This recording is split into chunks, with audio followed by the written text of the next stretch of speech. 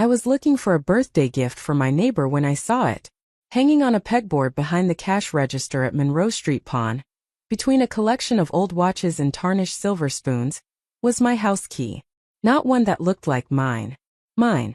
The same brass key with the chip on the left edge from when I dropped it in the parking lot 3 years ago. Attached to the pink ribbon keychain my granddaughter made me in second grade. The one my son Derek swore got lost during the move when I downsized from the family home into my condo 6 months ago. My hands went cold. My vision tunneled. And in that moment, standing in a dusty shop that smelled like old leather and broken promises, I understood that everything I'd been trying not to see for the past half year was about to crack wide open. Before we jump back in, tell us where you're tuning in from. And if this story touches you, make sure you're subscribed, because tomorrow, I've saved something extra special for you. The woman behind the counter, a tired-looking blonde with chipped nail polish and kind eyes, noticed me staring. She followed my gaze to the keychain and asked if I was interested in something. I pointed with a trembling finger and said I wanted to see it. She unhooked it from the board and placed it in my palm. The metal was warm from the overhead lights. I turned it over and there on the back of the key were my initials. VLM. Vivian Louise Marsh. Engraved by my late husband 40 years ago when we bought our first house together. I asked her how much. She checked a small tag tied to the ribbon and said $15. I asked when it came in. She pulled up her computer, squinting at the screen, and said 3 weeks ago. I asked who brought it in. She hesitated, glancing toward the security camera in the corner, then back at me. She said she couldn't give out names without a police report. But her eyes softened when she saw my face, and she added quietly that it was a younger man, maybe early 30s, came in with a box of items. Sold the whole lot. I felt the floor tilt under me. Derek is 32. I paid for the key without another word, clutching it so tightly the edges bit into my skin. Then I asked if any of the other items from that box were still here. She looked uncomfortable, but she walked me to a glass display case near the window. Inside were 3 pieces of jewelry I recognized instantly. My mother's sapphire ring, the pearl earrings Tom gave me on our 20th anniversary, and a gold locket that held photos of my children when they were small. The items Derek said were lost. The ones he helped me pack personally, promised he'd keep safe, swore he put in storage until I was ready to go through everything. I bought all 3 pieces. It cost me $420. Money I didn't plan to spend. Money I'd been saving for Christmas gifts. But I handed over my credit card like I was buying back pieces of my own soul. The clerk wrapped everything carefully in tissue paper and placed it in a small brown bag. Before I left, I asked if there was any chance she remembered what else was in that box. She bit her lip, thought for a moment, then said there were a few other things. A men's watch, some old coins, and she thought maybe a small painting. All sold within the first week. She said if I wanted to file a report, she'd be happy to pull the transaction records. I thanked her and walked out into the bright afternoon, blinking against the sunlight like I just crawled out of a cave. I sat in my car for 20 minutes, staring at the brown bag on the passenger seat. My phone buzzed twice. Both times it was Derek, asking if I wanted to come over for dinner this weekend. Asking if I'd picked up the birthday card for his daughter yet. Casual. Normal. Like he hadn't sold off pieces of my history for cash while lying straight to my face. I drove home in silence, parked in my assigned spot, and carried the bag upstairs to my condo. The place still felt temporary even after 6 months. Boxes I hadn't unpacked yet stacked in the spare bedroom. Furniture that didn't quite fit the new space. Photos I hadn't hung because I kept thinking I'd get around to it later. I set the bag on the kitchen counter and made myself a cup of tea, the same ritual I'd done every day since Tom died, the one constant I could control. Then I opened the bag and laid everything out. The key. The ring. The earrings. The locket. I opened the locket and looked at the tiny photographs inside. Derek at age 4, gap-toothed and grinning. His sister Rachel at 6, holding a dandelion. Both of them long before life got complicated. Long before I became someone they saw as a burden instead of a person. The move had been Derek's idea. After Tom passed, the house felt too big, too full of memories that made it hard to breathe. Derek said I'd be safer in a condo, closer to medical facilities, easier to maintain. He said he'd help me sort through everything, pack up what mattered, donate the rest. He showed up every weekend with his wife Simone, and together they worked through closets and cabinets, asking me what I wanted to keep. I trusted them. I trusted him. When we got to the jewelry box, I remember hesitating. These pieces weren't just valuable. They were the last physical connections I had to people I loved who were gone. My mother. My husband. My own history. Derek said he'd put them somewhere safe, that we'd deal with them later when I was settled. Simone smiled and nodded, her hand on his arm reassuring. I believed them. But now I knew. Later never came because the jewelry never went into storage. It went to a pawn shop 3 weeks after I moved in. Sold for quick cash by the son I raised, the boy I worked 2 jobs to put through college, the man I co-signed a car loan for when his credit wasn't good enough. The same man who told me just last month that he couldn't afford to help with my new water heater because things were tight. I sat at my kitchen table until the tea went cold, turning my mother's ring over and over in my fingers. Then I got up, walked to the closet where I kept my important documents, and pulled out the folder I hadn't looked at in months. Inside was the updated will I'd signed 2 years ago when Tom got sick. The one that left everything to Derek and Rachel equally. The house sale money, the life insurance payout, my savings, all of it divided 50-50 when I died. But there was another document in that folder. One my estate attorney, Patricia, had insisted I sign as a precaution. A revocable living trust that allowed me to change beneficiaries at any time, for any reason, without needing anyone's permission. At the time I thought it was excessive. Now I understood it was the only leverage I had left. I picked up my phone and called Patricia's office. Her assistant said she was booked solid for 2 weeks, but I interrupted and said it was urgent. There was a pause, some muffled conversation. Then Patricia herself got on the line. She asked what was wrong. I told her I needed to revise my trust immediately. She asked if I was safe, if someone was pressuring me. I told her I was completely safe and completely certain. She said she'd make time tomorrow morning. That night I didn't sleep. I kept thinking about all the small moments I'd ignored. The way Simone asked too many questions about my finances. The way Derek always seemed annoyed when I needed help with something. The way they exchanged looks when I mentioned wanting to travel or take a class, like I was being ridiculous for having plans. I thought it was normal family friction. I thought I was being oversensitive. But selling my jewelry wasn't friction. It was theft. And the lie about it being lost wasn't a mistake. It was calculated. I thought about calling Rachel, my daughter who lived 2 states away, and called every Sunday like clockwork. But something stopped me. Rachel and Derek had always been close. If I told her what I found, would she believe me? Or would she think I was confused, misremembering, slipping into the fog of old age they all seemed so convinced was coming for me? The next morning I dressed carefully. Navy slacks, a cream blouse, the pearl necklace Tom gave me for our 25th anniversary, the one I'd been wearing the day of his funeral. I wanted to look exactly like what I was. A woman who knew her own mind. I drove to Patricia's office downtown, parked in the garage, and took the elevator to the 12th floor. Patricia met me in the lobby herself, which she never did. She was in her late 50s, sharp-eyed and sharper dressed, the kind of woman who noticed everything. She guided me into her office, closed the door, and sat across from me with her hands folded on the desk. She asked me to tell her what happened. So I did. I told her about the pawn shop, the key, the jewelry, the lies. I told her about the money Derek said he didn't have while he was apparently selling my belongings for cash. Patricia didn't interrupt. She listened with the focused intensity of someone who'd heard worse but still cared.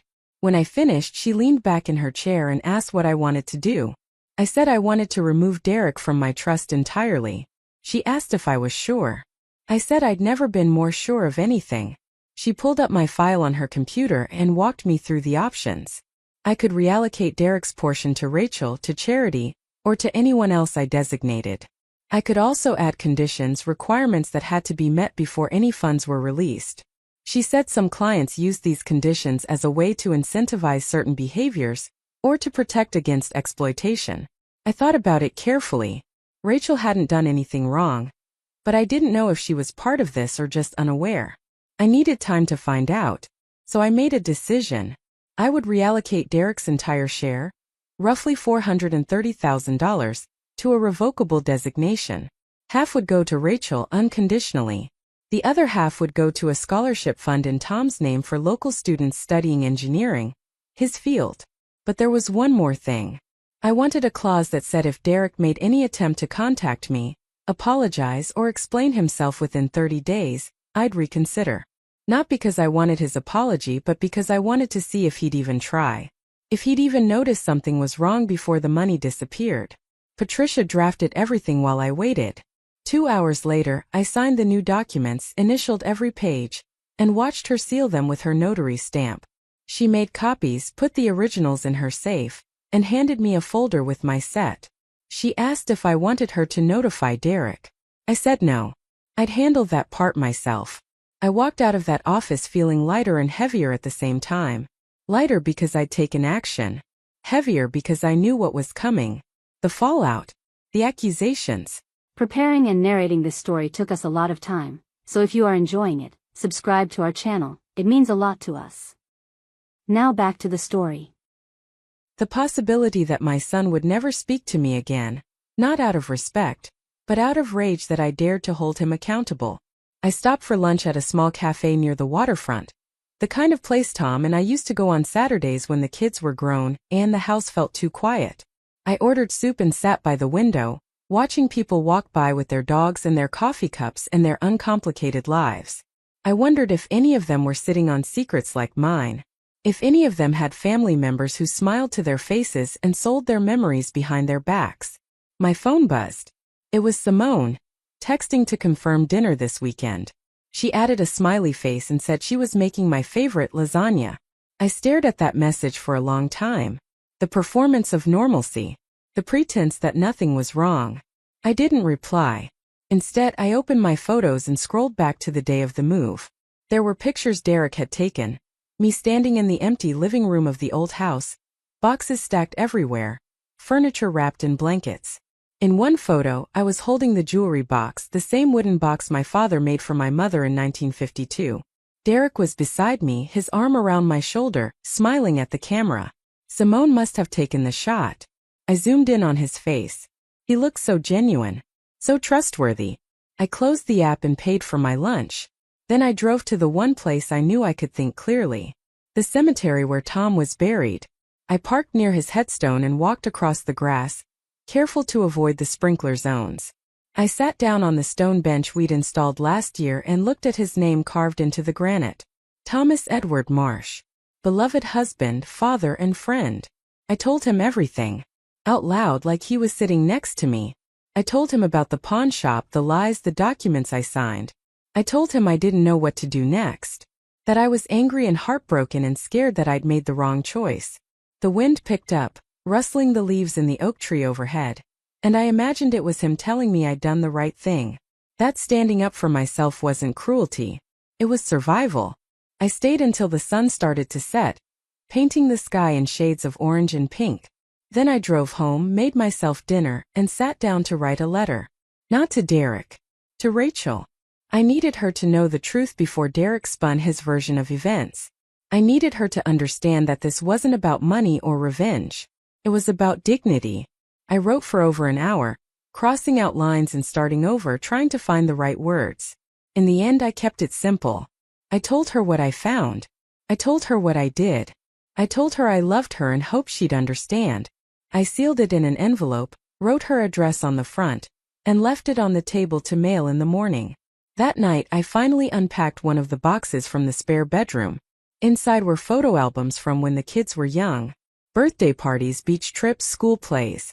I flipped through the pages slowly, looking for the moment when things changed. When Derek stopped being the boy who brought me dandelions and started being the man who saw me as a problem to solve. I didn't find an answer. Maybe there wasn't one. Maybe people just drift, slowly, until the distance becomes so normal you don't notice you're strangers. I put the albums back in the box and went to bed. Tomorrow I'd mail the letter. Tomorrow the 30-day countdown would begin. Tomorrow Derek would either prove me wrong or confirm everything I feared. But tonight I let myself grieve. Not for the jewelry or the money. For the son I thought I had. The one who existed in my memory but maybe never existed at all. The next morning, I mailed the letter to Rachel from the post office 2 blocks away. The clerk stamped it and tossed it into the outgoing bin, and I watched it disappear with a strange sense of finality. There was no taking it back now. Whatever happened next was out of my hands. I spent the rest of the day organizing my condo, a task I'd been avoiding since the move. I hung pictures on the walls, arranged books on the shelves, and finally opened the box of kitchen items I'd been eating around for months. It felt important somehow to make this place feel like mine. Not a waiting room. Not a temporary stop. Mine. By late afternoon, I was exhausted but satisfied. The condo looked lived in, loved even. I made myself a cup of tea and sat on the couch, looking around at the space I'd created. For the first time since Tom died, I felt something close to peace. That peace lasted exactly 4 hours. At 8:30 that evening, there was a knock on my door.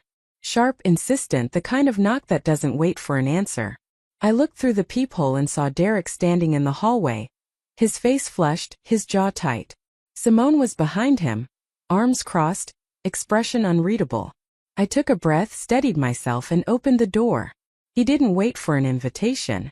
He pushed past me into the living room, Simone following close behind.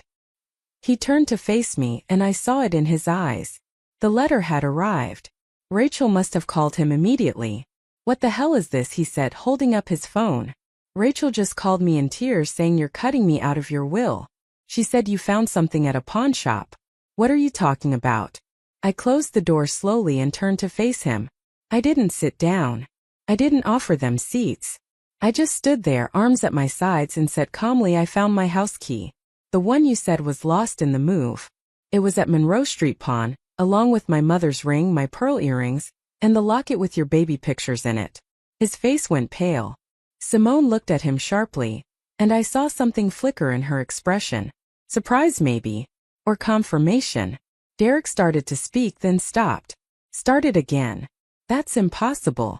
Those things were lost. I don't know how they ended up there, but I didn't put them there." I walked to the kitchen counter and picked up the receipt from the pawn shop. I'd kept it, along with the transaction details the clerk had printed for me. I handed it to him. The date matches 3 weeks after I moved in. The description matches the items exactly. The clerk said a man in his early 30s brought them in. "You're 32, Derek." He stared at the paper like it was written in a language he didn't understand. Then he looked at Simone. She wouldn't meet his eyes.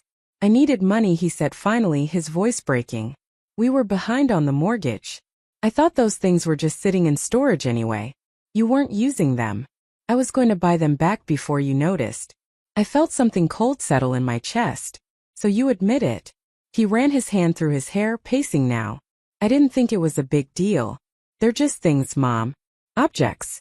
I knew you'd get them back eventually." "They're not just things," I said, and my voice came out harder than I'd ever heard it. "That ring was my mother's. Those earrings were from my husband. That key was to the home we built together. You sold my history for mortgage payments and then you lied to my face about it." Simone finally spoke. "We were desperate, Vivian. You don't understand how hard it's been." I turned to her. "I understand that you could have asked me for help. I understand that you could have been honest. Instead, you stole from me and made me believe I was losing my mind." Derek's face hardened. "Oh, here we go. The guilt trip. You've always been good at that. Making everything about you." I stared at him. I didn't recognize the person standing in front of me. This wasn't the boy I raised. This was a stranger wearing his face. "I revised my trust," I said evenly. "You're no longer a beneficiary. Half of your share goes to Rachel. The other half goes to a scholarship fund in your father's name." His mouth opened, closed, opened again. "You can't do that." "I already did. It's legal, notarized, and filed. There's a clause that gives you 30 days to make this right. But honestly, Derek, I don't think you will." He laughed, sharp and bitter. "Make it right? You want me to grovel? Beg for forgiveness so I can get your money? I want you to understand what you did. I want you to see me as a person, not a resource. But I don't think you can." Simone grabbed his arm. "Let's go. This is pointless." Derek shook her off.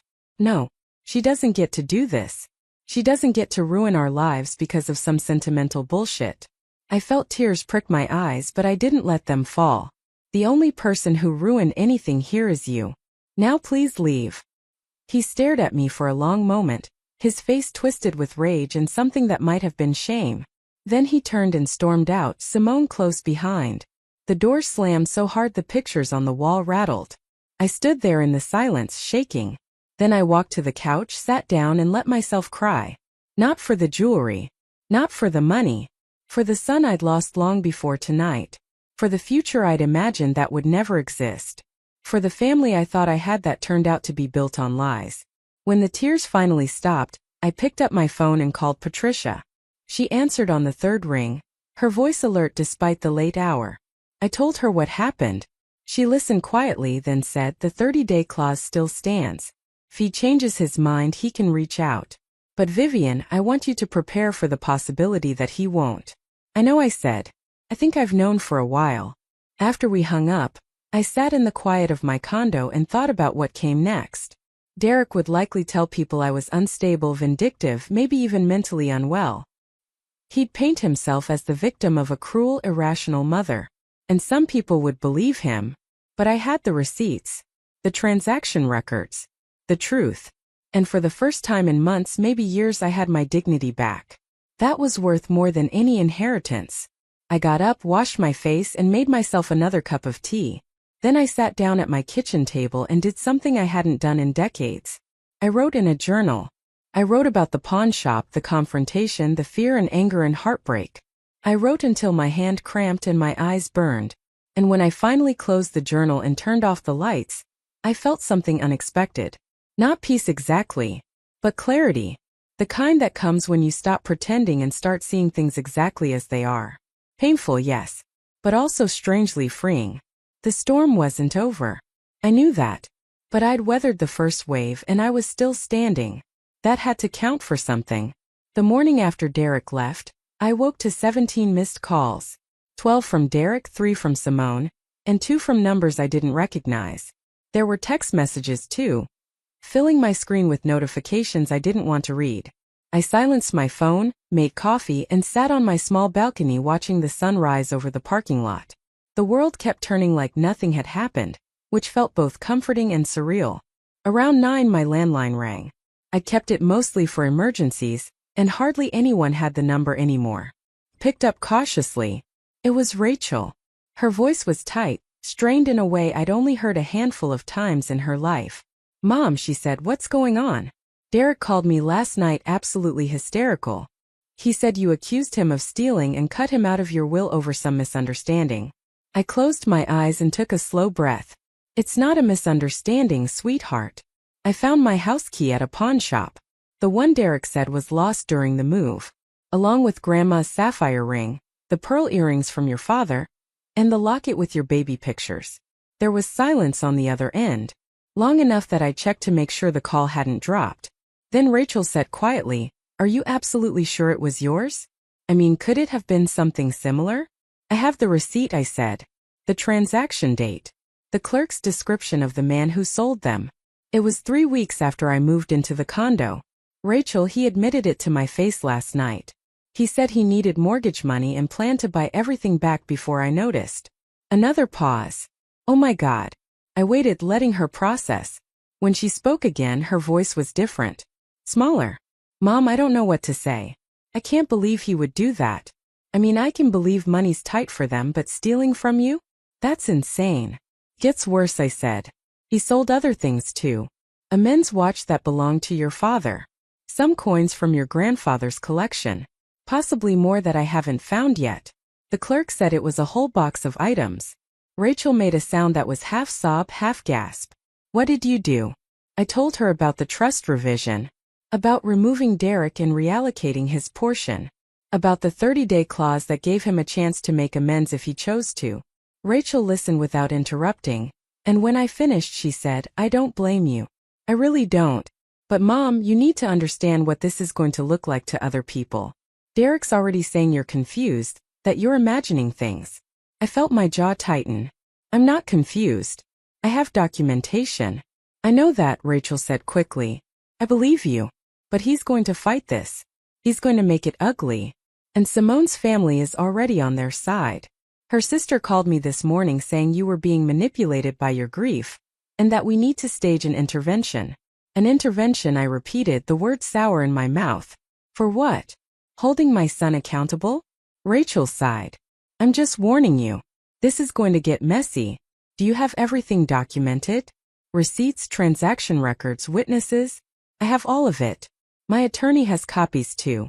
Good, Rachel said. Keep it that way. And Mom, I'm coming to visit. I'm getting on a plane tomorrow. You shouldn't have to deal with this alone. I felt a wave of relief so strong it nearly knocked me over. Thank you, I whispered. After we hung up, I sat with my coffee growing cold and thought about what Rachel said. Derek was already building his narrative. The confused elderly mother.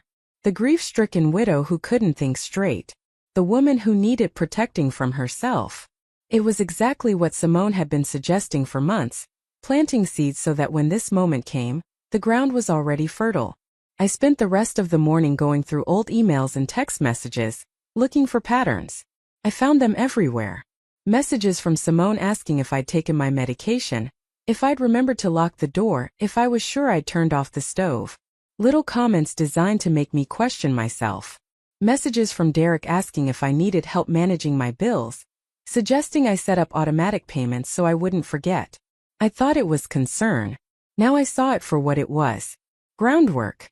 I printed everything. Emails, texts, bank statements showing the dates I'd given them money for various emergencies.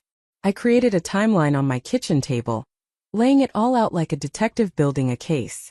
Because that's what this was now. Not a family dispute. A case.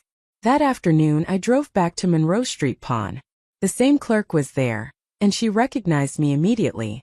Her face brightened, then fell when she saw my expression. Everything okay? She asked. I need to know if there's any way to get security footage from the day that box was brought in, I said. The one with my items. She bit her lip. We keep footage for 90 days. After that it's recorded over. But I'd need a police report or a subpoena to release it. I nodded slowly. What if I filed a police report now? Would you cooperate? She glanced around the empty shop, then leaned closer. Between you and me, yes. I hate when people use us to fence stolen goods. It gives the whole industry a bad name. If you file a report, I'll provide whatever documentation the police need. I thanked her and walked out with a new sense of purpose. I drove directly to the police station, a squat brick building downtown that smelled like burnt coffee and old paperwork. I asked to speak to someone about filing a theft report. The officer at the desk, a young man with tired eyes and a name tag that read Martinez, handed me a clipboard with forms. I filled them out carefully. Reported items. Approximate value. Last known location. Suspected perpetrator. My hand shook slightly when I wrote Derek's name, but I didn't cross it out. When I returned the clipboard, Officer Martinez reviewed it and looked up at me with something like sympathy. Ma'am, he said gently, you understand this is a family matter? We can take the report, but the DA might not prosecute even if we find evidence. Family theft cases are complicated. I understand, I said, but I need it on record. I need documentation that this happened. He nodded and said someone would follow up within a few days. I left feeling both validated and hollow. This was really happening. I was reporting my own son for theft. The finality of it settled over me like frost. When I got home, there was a car parked in my designated spot. Derek's car. My stomach dropped. I parked in a visitor spot and approached my building cautiously. Derek was sitting on the concrete steps leading to the entrance, head in his hands. He looked up when he heard my footsteps, and his face was blotchy and red. Mom, he said, standing quickly. Please. We need to talk. I stopped a few feet away, keys in hand. We talked last night. You admitted what you did. I know, he said, his voice cracking. And I was wrong. I was so wrong. I'm sorry. I'm so incredibly sorry. I studied him, looking for sincerity. What I saw was desperation. Are you sorry you did it, or sorry you got caught? Both, he admitted. I know that sounds terrible, but it's the truth. I made a horrible decision because I was panicking about money, and I convinced myself it wasn't really stealing because you're my mother and everything you have will be mine eventually anyway. I know how messed up that sounds. It sounds like you saw me as a bank account with a pulse, I said flatly. He flinched. That's not fair. Isn't it? You took things that meant the world to me, sold them for cash, and lied about it for months. What would you call that? He wiped his face with the back of his hand. I call it the worst thing I've ever done. And I'm asking you to forgive me. I'm asking you to give me a chance to fix this. I looked at him standing there, my son, the person I'd loved longer than I'd loved anyone except Tom. The boy I'd nursed through chickenpox and helped with homework and taught to drive. And I felt nothing. No anger. No love. Just exhaustion. Did you buy any of it back? I asked. He looked down. No. I couldn't afford to. Everything got spent on bills. So your plan to buy it back before I noticed was a lie too. He didn't answer, which was answer enough. I'm not reinstating you in the trust, I said. Not now. Maybe not ever.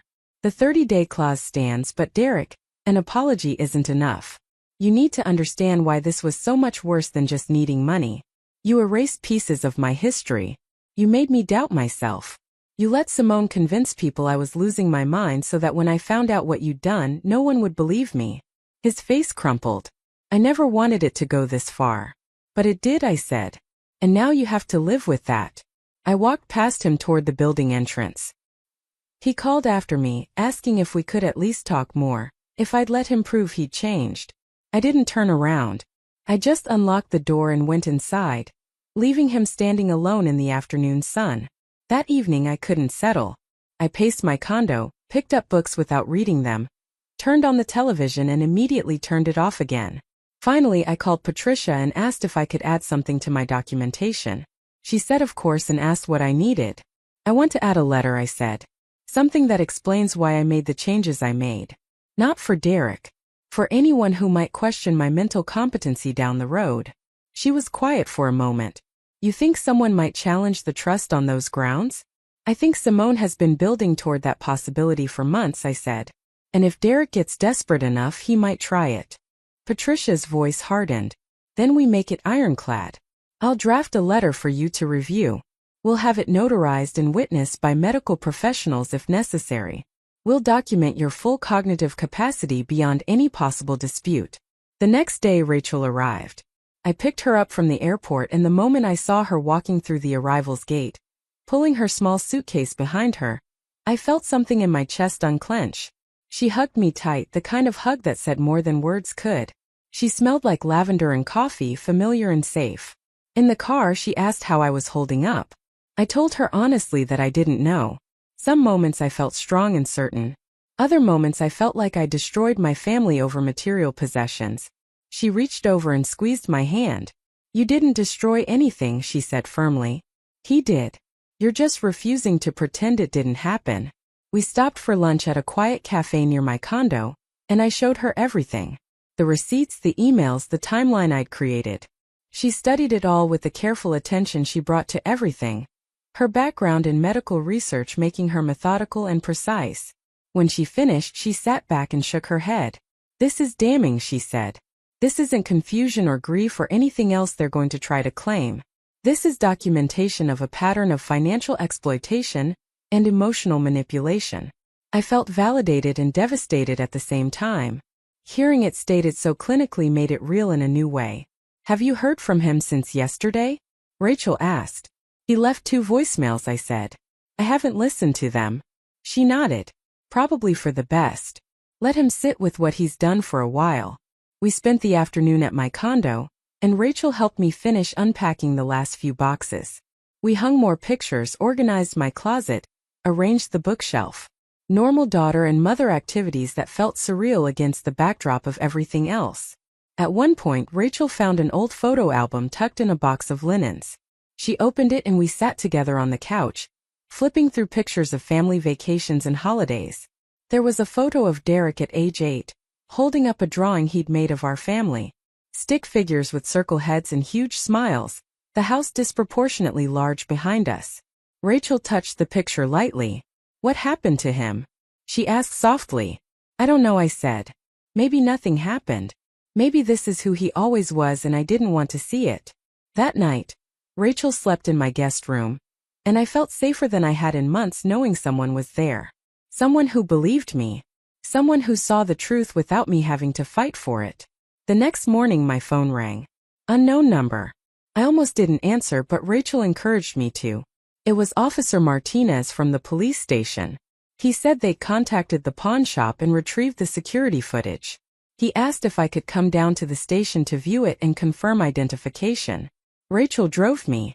We sat in a small viewing room with Officer Martinez and another detective, a woman named Chun who introduced herself as specializing in elder financial abuse cases. The term made me wince. Elder abuse. I wasn't elderly. I was 72 and perfectly capable. Detective Chun must have seen my reaction because she said gently, "It's just the legal category, Mrs. Marsh. It doesn't mean anything about your capability. It just helps us prioritize cases where family members exploit older relatives." The footage was grainy but clear enough. A timestamp showed the date 3 weeks after my move. And there, on the screen, was Derek, carrying a cardboard box, setting it on the counter, talking to the clerk. I watched him pull out my jewelry, the coins, my father's pocket watch. Watched him nod when she made an offer.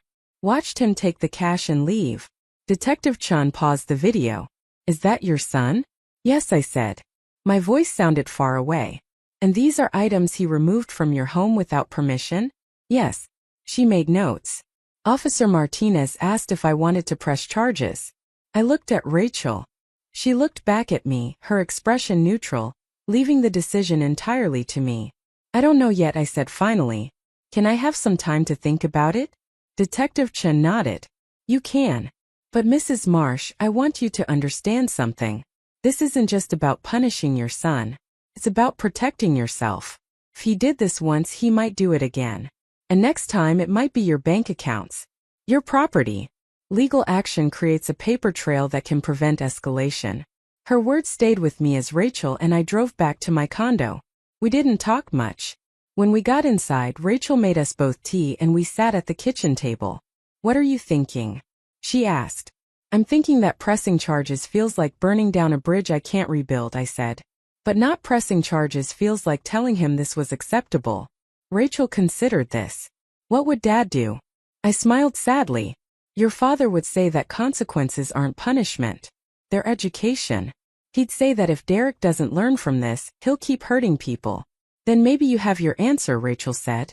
That evening Derek showed up again. This time Rachel answered the door. I heard their voices in the hallway, Derek asking to see me, Rachel telling him firmly that now wasn't a good time. He raised his voice, saying he had a right to talk to his mother. Rachel's voice stayed calm but hard as steel. "You had that right until you stole from her and lied about it," she said. "Now you have whatever rights she chooses to give you. And right now she's choosing none." I heard him start to argue, then stop. Then footsteps retreating down the hall. Rachel came back inside and locked the door. She looked at me and said, "I'm staying as long as you need me." The next few days fell into a strange routine. Rachel and I would have breakfast, then spend the mornings organizing my life. She helped me set up online banking with alerts for every transaction. We created a password-protected file with all my important documents. She suggested I get a safety deposit box for the jewelry I'd recovered, and we did that too, driving to the bank and securing everything in a small metal box that only I had access to. In the afternoons, we'd take walks around the neighborhood or sit at coffee shops, talking about everything except Derek. Rachel told me about her work, her research on cellular regeneration. She told me about the man she'd been seeing, a fellow scientist named Marcus who made her laugh. Normal life continued even as mine felt suspended. On the 4th day, Simone called me. Rachel was in the shower, so I answered alone. Simone's voice was ice wrapped in sugar. "Vivian," she said, "I think we need to clear the air. This has all gotten so out of hand." I said nothing, just waited. "Derek made a mistake," she continued. "A serious mistake. But you have to understand the pressure we've been under. My mother's medical bills, the mortgage, Derek's job has been unstable. We were desperate. So you decided I should pay for your desperation without knowing about it," I said. She exhaled sharply. "It wasn't like that. Derek thought you wouldn't miss those things. You never wore that jewelry. It was just sitting in storage." "It was mine," I said. "It represented people I loved who are gone. It wasn't yours to take or his to sell. Everything's always about what you've lost, isn't it?" Simone snapped, her sweetness finally cracking. "Tom, your mother, your precious memories. You wallow in the past while the rest of us are trying to survive the present." I felt something cold and final settle in my chest. "This conversation is over," I said. "Wait," Simone said quickly. "I didn't mean that. I'm just stressed." Look, what if we pay you back? We can set up a payment plan. Would that fix this? The jewelry is already gone, I said. Sold to other people. There's no fixing that. And the trust stays as it is. You're really going to destroy your relationship with your son over this? She asked, disbelief sharp in her voice. He destroyed it himself, I said, and hung up. When Rachel came out of the shower, I told her about the call. She looked furious in a quiet, controlled way that reminded me of her father.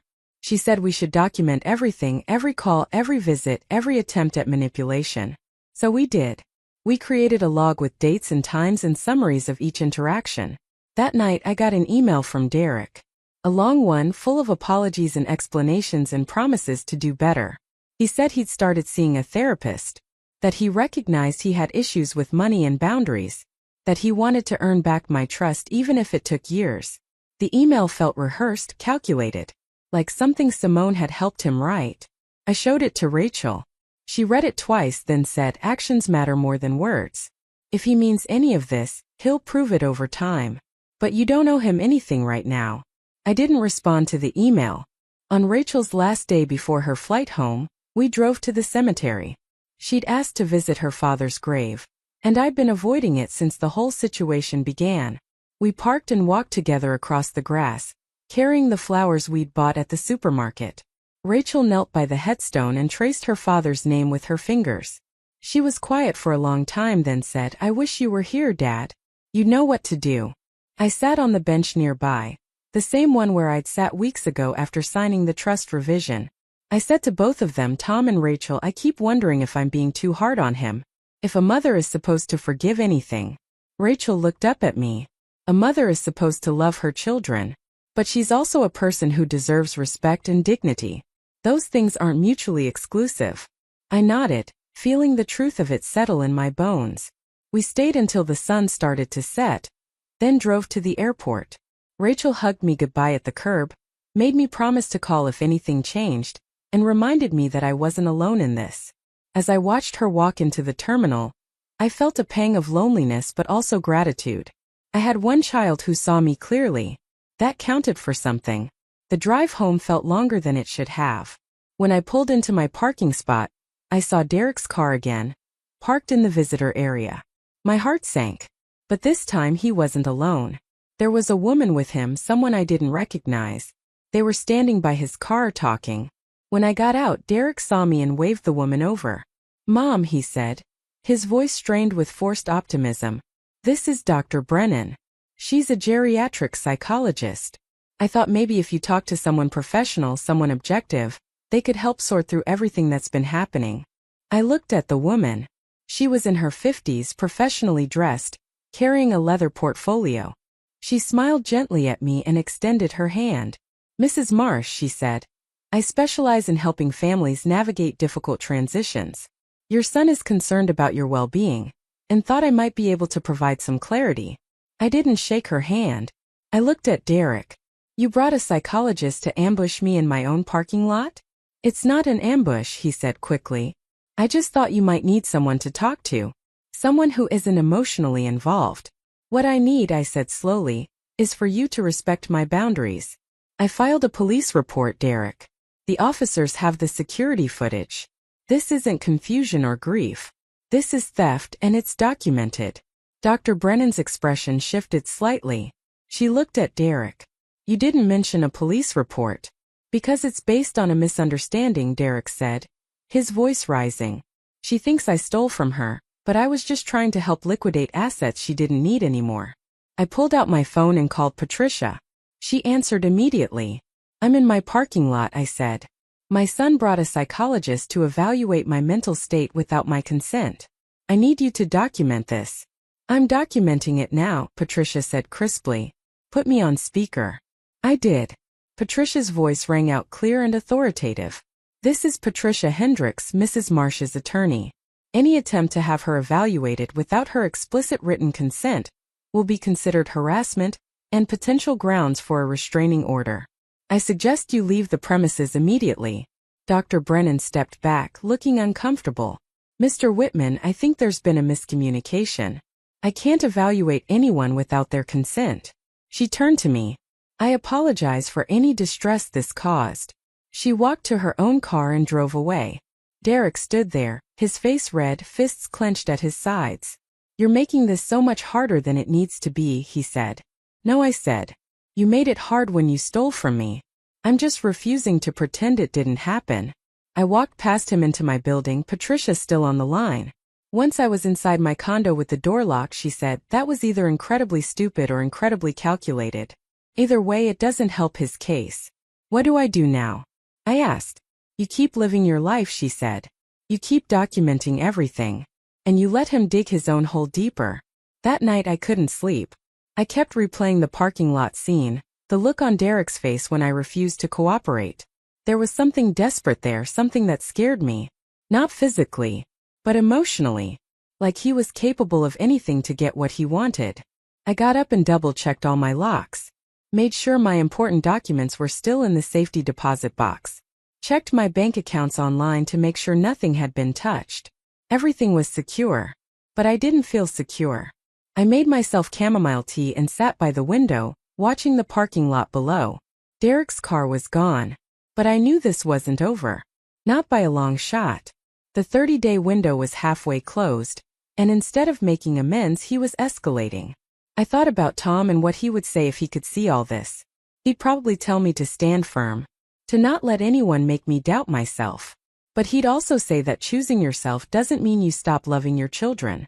It just means you love yourself enough not to be destroyed by them. I finished my tea and went back to bed. Tomorrow I decided I'd call Detective Chun and tell her I wanted to move forward with charges. Not because I wanted revenge, but because Dr. Brennan was right about one thing. I needed clarity, and the only way to get it was to stop letting Derek control the narrative. As I drifted off to sleep, I felt something I hadn't felt in weeks. Resolve. Not happiness. Not peace. But the solid, unshakable certainty that I was doing the right thing, even if it hurt. Especially because it hurt. Because the things worth protecting always do. The morning I called Detective Chun to press charges, the sky was the color of slate. I stood at my kitchen window with my phone in hand, watching clouds gather over the city, and thought about all the storms I'd weathered in my 72 years. Losing Tom. Raising 2 children mostly alone. Building a life from scratch after every major loss. This storm was different because I was choosing to walk into it with my eyes open. Detective Chun answered on the second ring. Her voice was warm but professional. "Mrs. Marsh, what can I do for you?" "I want to move forward with charges," I said. "Whatever that process looks like, I'm ready." She was quiet for a moment, and I could hear papers rustling. "Okay. I need you to come down to the station one more time. We'll need a formal statement, and I'll walk you through what happens next. Can you come in this afternoon?" "I'll be there at 2," I said. I spent the morning preparing myself mentally. I showered, dressed in slacks and a blouse that made me feel competent, put on the small pearl earrings I'd recovered from the pawn shop. When I looked in the mirror, I saw someone I recognized again. Not a victim. Not a confused old woman. Just me. Vivian. Clear-eyed and certain. At the station, Detective Chun met me in the lobby and guided me to a quiet interview room. She explained the process carefully. Because this involved family and financial abuse, the district attorney would review the case and decide whether to prosecute. The security footage and my documentation would be key evidence. If they moved forward, Derek would be formally charged, likely with theft and possibly financial exploitation of a vulnerable adult. "I'm not vulnerable," I said quietly. Detective Chun smiled. "I know that. But legally, anyone over 65 falls into a protected category. It's not about your capability. It's about recognizing that family members sometimes take advantage of trust in ways that deserve legal consequences." We spent 2 hours going through everything.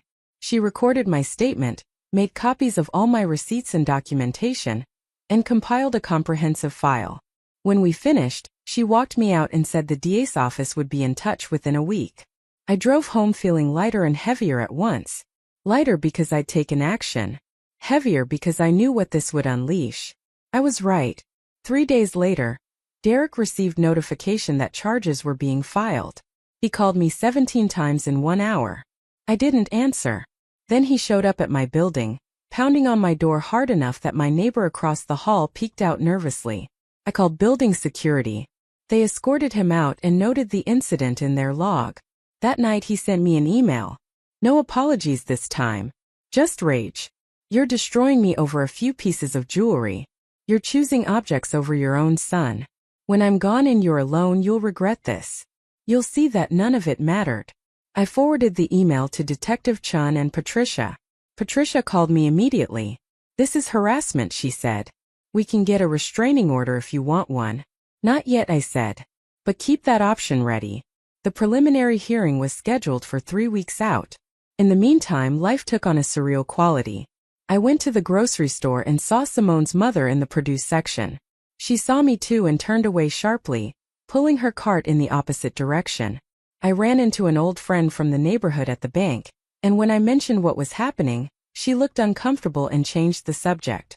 People didn't want to believe a son could steal from his mother. It was easier to believe I was confused, vindictive, or both. But Rachel called every other day. Patricia checked in weekly. And slowly, quietly, I built a life that didn't revolve around Derek's approval or presence. I joined a book club at the library. Started taking morning walks with a woman named Helen from the 3rd floor. Signed up for a watercolor class at the community center. Small things. Normal things. Things that reminded me I existed independently of my role as mother. The day of the hearing arrived cold and bright. I wore a navy dress and the pearls Tom gave me, and Patricia met me at the courthouse steps. She squeezed my hand and said, "You ready?" "As ready as I'll ever be," I replied. Inside, the courtroom was smaller than I expected. Derek sat at a table with his attorney, a sharp-faced man in an expensive suit. Simone was in the gallery behind him, her expression hard. Derek didn't look at me when I walked in, just stared straight ahead, jaw clenched. The prosecutor, a woman named Amanda Reyes, presented the evidence methodically. Security footage, transaction records, my testimony about the items being taken without permission, Derek's own admission in our confrontation, which I documented in writing immediately afterward. It was clean, clear, and damning. Derek's attorney argued that this was a family misunderstanding, that Derek believed he had implied permission to handle my belongings during the move, that there was no intent to permanently deprive me of anything. The judge, an older woman with silver hair and sharp eyes, listened without expression. When it came time for Derek to speak, he stood and his voice shook. "Your Honor, I made a terrible mistake. I was under financial stress and I made a choice I deeply regret. But this is my mother. We should be resolving this as a family, not in court." The judge looked at me. "Mrs. Marsh, do you have anything you'd like to say?" I stood slowly. "Your Honor, I raised my son to understand that actions have consequences. I taught him right from wrong. He chose to take things that weren't his, sell them, and lie about it. If he were anyone else's son, we wouldn't question whether charges were appropriate. I'm here because I refuse to accept that family love means accepting abuse." The judge nodded. "Mr. Whitman, I'm finding probable cause to move forward with charges of theft and financial exploitation. You'll be formally arraigned next month. Bail is set at $5,000. Derek's face went white. Simone made a small sound behind him. His attorney immediately started talking about bail reduction, but the judge had already moved on to the next case. Outside the courthouse, Patricia and I stood on the steps while Derek and his attorney argued nearby. Simone glared at me with such hatred I felt it like a physical thing. But I didn't look away. I met her eyes steadily until she turned and walked to their car. Patricia said quietly, "You did the right thing." "I know," I said, "but it doesn't feel good." "It's not supposed to," she replied. Over the next few weeks, Derek's attorney reached out multiple times about a plea deal. They offered restitution, community service, counseling, anything to avoid trial. Prosecutor Reyes consulted with me about each offer. She said ultimately it was my decision whether to accept a plea or push for trial. I thought about it carefully. A trial would be public, painful, and there was no guarantee of a conviction despite the evidence. A plea deal would mean Derek admitted guilt and faced consequences, but smaller ones. I talked to Rachel about it. She said, "What do you want to happen, Mom? Not what's fair or right. What would let you move forward?" "I want him to acknowledge what he did," I said. "Not just to me. Publicly. On record. I want him to understand that this wasn't a mistake or a misunderstanding. It was a betrayal." Then push for a plea that includes that, Rachel said. I told Prosecutor Reyes what I wanted. A formal guilty plea. Restitution for the full value of the items sold, not just what he received. Mandatory counseling for financial abuse. And a statement on record acknowledging what he did and why it was wrong. Reyes worked it out with Derek's attorney. 3 weeks later we were back in court. Derek stood before the judge and pled guilty to theft from a family member. He agreed to pay $18,000 in restitution over 2 years. He agreed to 100 hours of community service and mandatory counseling. And he read a statement. I stole items from my mother's home without her knowledge or permission, and sold them for personal financial gain. I then lied to her about what happened to these items. I understand that this was theft. I understand that being family does not excuse this behavior. I take full responsibility for my actions. His voice was flat, mechanical. But he said the words. And they were entered into the court record permanently. The judge accepted the plea and outlined the terms. Derek was placed on probation for 2 years.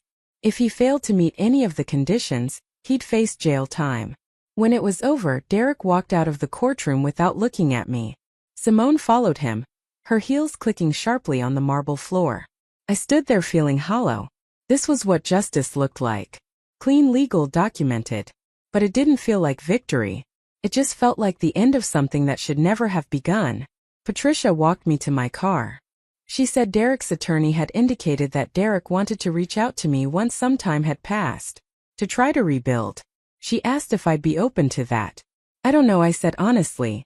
Right now I just want to live my life without looking over my shoulder. That's fair, Patricia said. And Vivian, for what it's worth, you handled this with more grace than most people would have managed. I drove home and called Rachel. Told her it was over. She cried, which made me cry. We stayed on the phone for an hour talking about everything and nothing.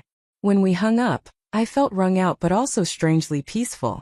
That evening, I did something I'd been putting off for months.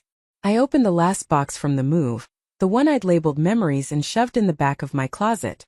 Inside were photo albums, old letters, mementos from my marriage and the kids' childhoods. I spread them out on my living room floor and spent hours going through them. There were pictures of Derek at every age. Baby photos, school pictures, family vacations. I looked at his face in those images and tried to find the moment when things shifted. When the sweet boy became the desperate man who stole from his mother. But there was no single moment. Just a gradual drift I hadn't noticed until the distance was unbridgeable. I put the photos in a new album organized by year. I didn't throw anything away. These memories were real. Even if they didn't tell the whole story. Derek had been loved. He'd been a good kid once. And somewhere in him, maybe that person still existed. But it wasn't my job to find him anymore. That was work Derek had to do himself. I put the album on my bookshelf next to the others and looked around my condo. It finally felt like home. Not a temporary stop. Not a storage unit for someone else's life. Mine. The weeks that followed were quiet. Derek made his first restitution payment on time. I received a check for $750 with no note, no letter. Just his signature on the memo line. I deposited it and put the money toward a trip Rachel and I were planning for the spring. We were going to visit national parks, just the two of us. A reset. I never heard from Derek directly.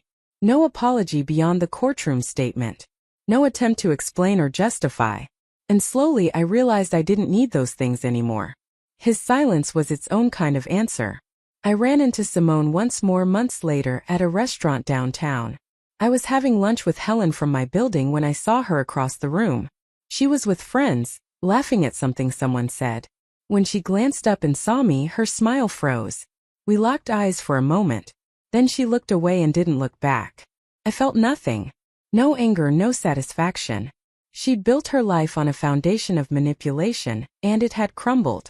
That wasn't my doing. It was hers and Derek's. I was just the person who refused to be part of the structure anymore. My book club met every Thursday. My watercolor class was on Tuesdays. I walked every morning with Helen and sometimes other neighbors who joined us. I video called Rachel every Sunday, and we'd talk for hours about work and life and plans for our trip.